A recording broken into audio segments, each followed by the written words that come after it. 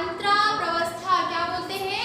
अंतराप्रवस्था। अंतराप्रवस्था के अंदर हमने कौन कौन सी अवस्थाएं देखी थी?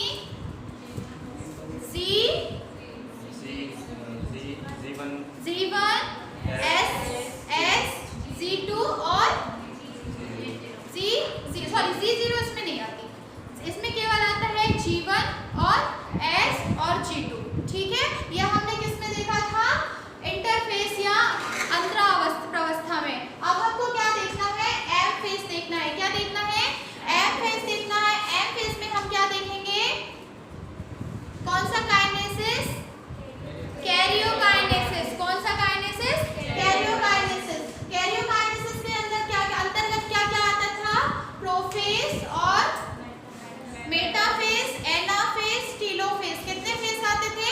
4 फेस आते थे। पहला हम देखते हैं प्रोफेस। ठीक है, प्रोफेस। अब जो क्या बोलते हैं जो एम प्रवस्था है, एम प्रवस्था में जो कैरियोकाइनेसिस है उसमें किसका विभाजन होता है? उसमें कोशिका के केंद्रक का विभाजन होता है। किसका विभाजन होता है? कोशिका के केंद्रक का।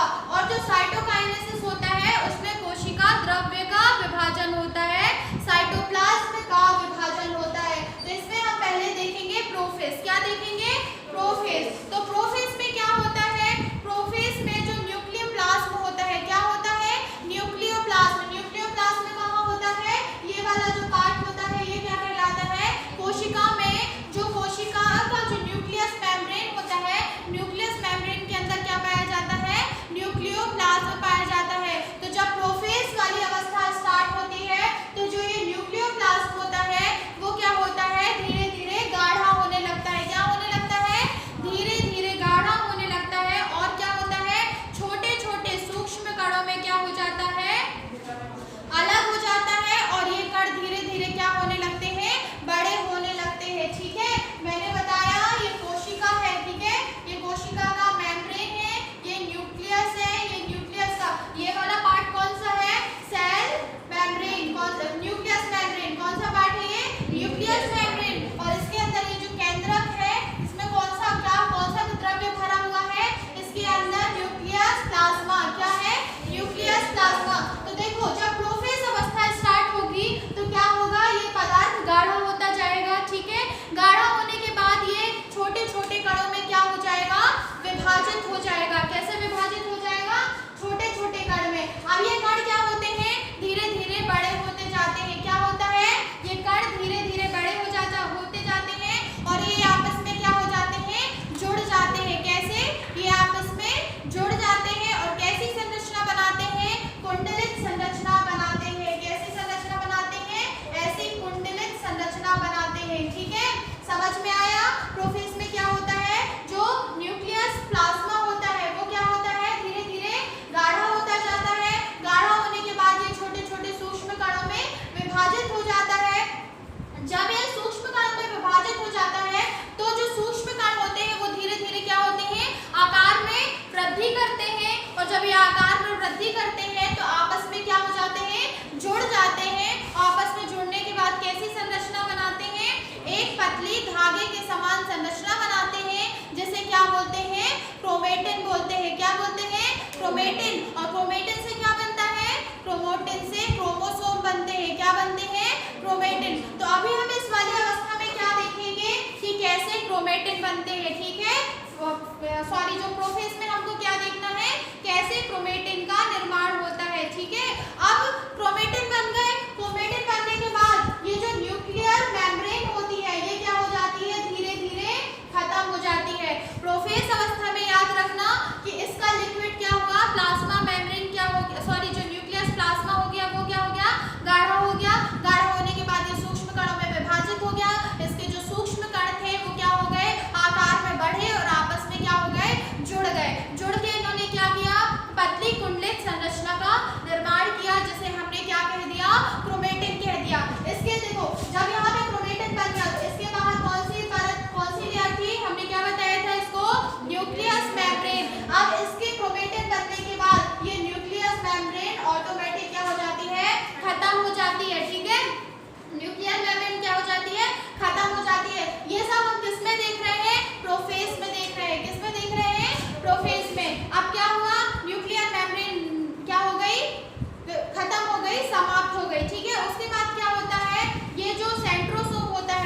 कोशिका के पास सेंट्रोसोम पाया जाता है, जिसको मैंने बताया था ना, सेंट्रोसोम में क्या पाया जाता है, सेंट्रियोल पाया जाता है। और सेंट्रियोल क्या करता है, कोशिका विभाजन में सहायता करता है। और सेंट्रोसोम हमेशा कहाँ पाया जाता है, केंद्रक के नजदीक पाया जाता है। कहाँ पाया जाता है, केंद्रक के नजदीक। तो न्यूक्लियर मेम्ब्रेन खत्म हो गई। अब क्या हुआ, जो सेंट्रोसोम है वो दो भागों में विभाजित हो जाएगा। कितने भागों में, दो भागों में विभाजित हो जाता है। और उसके सेंट्रियोल एक दूसरे से दूर हटकर कोशिका के ध्रुवों तक पहुंच जाते हैं। तो देखो ये जो सेंट्रियोल है, एक ये कोशिका के इस ध्रुव में पहुंच गया, एक इस ध्रुव में, मतलब दोनों ऊपर नीचे एक एक ध्रुव में स्थित हो जाते हैं। समझ में आया क्या हुआ, समझ में आया। जो प्लाज्मा मेम्ब्रेन है वो क्या, सॉरी जो न्यूक्लियस मेम्ब्रेन है वो क्या हुई, खत्म हो गई, समाप्त हो गई। कब समाप्त हुई, जब क्रोमैटिन बन गए। कब समाप्त हुई, जब क्रोमैटिन बन गए। तो क्या हुआ, ये जो plasma membrane, sorry nucleus membrane था वो क्या हुआ, खत्म हो गया। न्यूक्लियस मेम्ब्रेन के खत्म होने के बाद जो सेंट्रोसोम था, ठीक है, सेंट्रोसोम में क्या पाया जाता है, सेंट्रियोलस पाया जाता है। सेंट्रियोलस क्या हुआ, दो भागों में विभाजित हो गया। कैसा हो गया, दो भागों में विभाजित हो गया। और दो भागों में विभाजित हो गए, कोशिका का जो केंद्रक है उसके ध्रुवों में स्थित हो जाता है। यहाँ तक समझ में आया, किसी को कोई डाउट नहीं ना। इसके बाद क्या होता है, सेंट्रियोल एक दूसरे से हटकर कोशिका के ध्रुवों में पहुंच जाते हैं तथा क्या हो जाता है, प्रोफेज समाप्त हो जाता है। क्या हो जाता है, प्रोफेज समाप्त हो जाता है। ठीक है, अब इनसे क्या बन गया, प्रोफेज से किसका निर्माण हो गया, प्रोफेज में किसका निर्माण हो गया, क्रोमैटिन का निर्माण हो गया। किसका निर्माण हो गया, क्रोमैटिन का निर्माण हो गया। अब ये क्रोमैटिन क्या करेंगे, ये क्रोमैटिन टर्बो स्पिंडल शेप में आते हुए क्या करेंगे, ग्रुप में इकट्ठे हो जाएंगे। क्या हो जाएंगे, ग्रुप में इकट्ठा होते जाएंगे। और इसका जो क्या गाढ़ा हुआ था, इसका न्यूक्लियस प्लाज्मा से गाढ़ा हुआ था ना, तो जब ये और गाढ़ा होता जाएगा और ये विभाजित हो जाएगा तो किसका आकार कैसा दिखेगा, छोटा दिखेगा। और आकार में कैसा दिखेगा, मोटा दिखेगा। कौन दिखेगा, जो जो न्यूक्लियस प्लाज्मा था वो क्या हुआ, गाढ़ा हुआ। गाढ़े होने से, उसका विभाजन होने से किसका निर्माण हुआ, क्रोमैटिन का निर्माण हुआ। जब पूरा न्यूक्लियोप्लाज्म गाढ़ा होकर विभाजित हो जाएगा, छोटे छोटे क्या बन जाएंगे, क्रोमैटिन बन जाएंगे। तो कैसा दिखेगा, आकार में छोटा दिखता है और मोटा दिखता है। कैसा दिखता है, छोटा दिखता है और मोटा दिखता है। ठीक है, अब देखो ये जो अभी हमने देखा था प्लाज्मा में, सॉरी जो न्यूक्लियस मेम्ब्रेन थी वो लुप्त हो गई थी ना।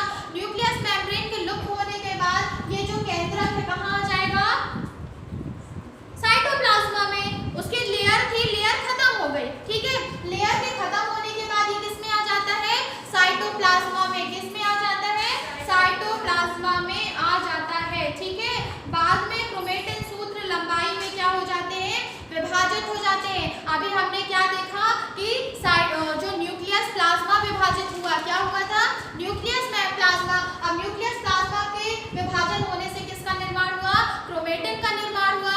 अब क्या होंगे, क्रोमैटिन विभाजित होंगे। क्या होंगे, क्रोमैटिन विभाजित होने लगते हैं। और क्रोमैटिन के विभाजित होने से किसका निर्माण होता है, दो संतति क्रोमैटिन का निर्माण होता है। किसका, दो संतति क्रोमैटिन या दो संतति सूत्र का निर्माण होता है। बाद में क्रोमैटिन सूत्र लंबाई में विभाजित हो जाते हैं, जिसके परिणाम स्वरूप दो संतति सूत्र बन जाते हैं जो एक दूसरे के पास पास स्थित होते हैं। क्रोमैटिन के विभाजित होने से कितने संतति सूत्र का निर्माण हुआ, दो संतति सूत्र का निर्माण हुआ।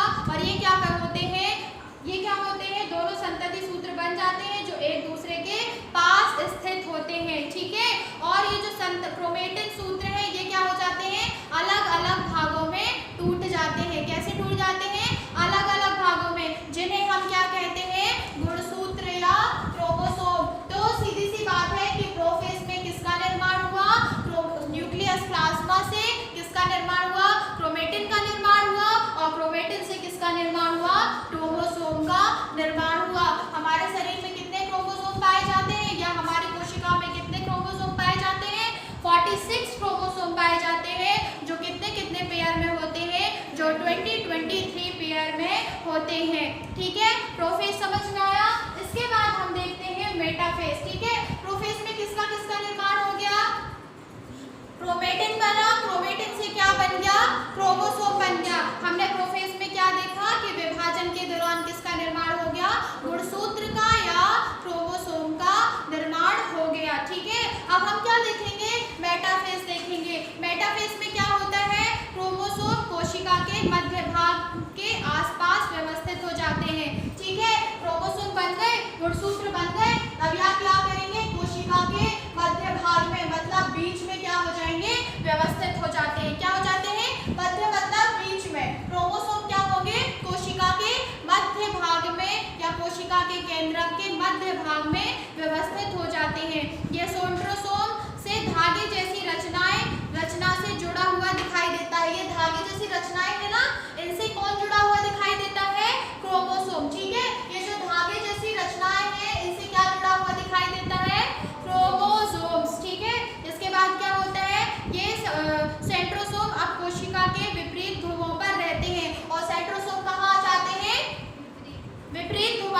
कहाँ पे आ जाते हैं, विपरीत ध्रुवों पर आ जाते हैं। कहाँ जाते हैं, विपरीत ध्रुवों पर स्थित हो जाते हैं। ठीक है, सेंट्रोसोम प्रत्येक मात्र को क्रोमोसोम जिसे मदर्स क्रोमोसोम्स बोलते हैं, ये विभाजित होकर किसका निर्माण करती है, दो संतति क्रोमोसोम का निर्माण करती है। किसका, दो संतति क्रोमोसोम का। तो इसमें ज्यादा कुछ समझने की बात नहीं है। देखो इसमें क्रोमोसोम, हमने क्रोमोसोम किस में बन गए, प्रोफेज में बन गए। प्रोफेज में क्रोमोसोम बनने के बाद क्या हुआ, ये कहाँ व्यवस्थित हो गए, कोशिका के केंद्र के मध्य भाग में। ठीक है, मध्य भाग में व्यवस्थित हो गए और ये किससे जुड़े हुए हैं, धागे जैसी संरचनाओं का से जुड़े हुए हैं। अब ये देखो, ये जो क्रोमोसोम है ना, अब क्रोमोसोम विभाजित हो गए। पहले यहाँ क्रोमेटिन विभाजित हुए, क्रोमेटिन के विभाजित होने से किसका निर्माण हुआ, क्रोमोसोम का निर्माण हुआ। अब यहाँ पे क्रोमोसोम विभाजित होंगे तो क्रोमोसोम देखो, जिस क्रोमोसोम से जो विभाजन करता है वो क्या कहलाता है, मदर कहलाती है। क्या कहलाती है,